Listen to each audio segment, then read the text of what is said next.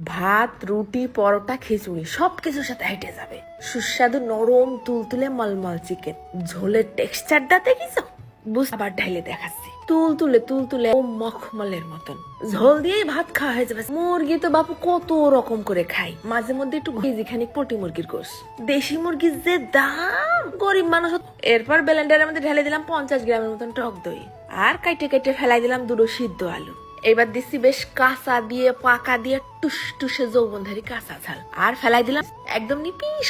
করার পর ঘপ করে মেরে দিচ্ছি খানিকটা সর্ষের তেল আর 1 টেবিল চামচের মতন ঘি।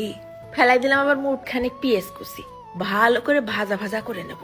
পেঁয়াজের কাঁচা ভাবটা দূর হয়ে গেলে কিন্তু গোশটাও ফেলাই দিতে হবে না, বেশ ভাইজে নিতে হবে না কিছুক্ষণ। তারপরে দিয়ে দিলাম অল্প একটুখানি 1 চামচ আদা রসুন বাটা, না দিলেও হতো।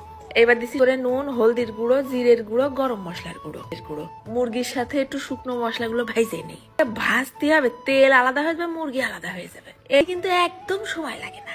যখন এরকম ভাজা তখনই ঢেলে দেবো ওই সিদ্ধ আলু বাটা। আলু দিয়ে ভালো করে ভাজা করে কষাই নিতে হবে না কিছুক্ষণ, তেল উঠা ভাব হয় যেন। তরকারির স্বাদ যখন ভুনা হয়ে গেছে তখনই ঢেলে দেবো গরম পানি, ঝপ মতন রাখবা। নাড়ে চাড়ে ঝোলের পানি মিশাই দিয়ে হালকা যখন এইরকম ঘন হয়ে আসবে ঝোলটা, উপর দিয়ে ছিটিয়ে দিবা খানিকটা ধনেপাতা কুচি। হয়ে গেছে আমার রান্না। দেখিছো কি পরিমাণে সহজ, খাতিও লাগবে না, একদম মাখনের মতন।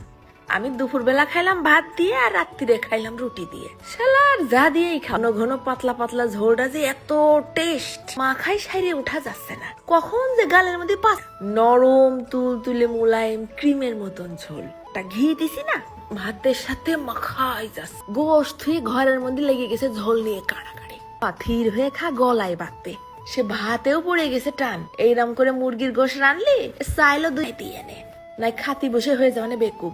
গোশটা নিলাম তাও নরম তুলতুলে। ব্যাপার খেন কি তারা ওই একঘেয়েমি মুরগির গোশ ভুনা আবার আলু দিয়ে।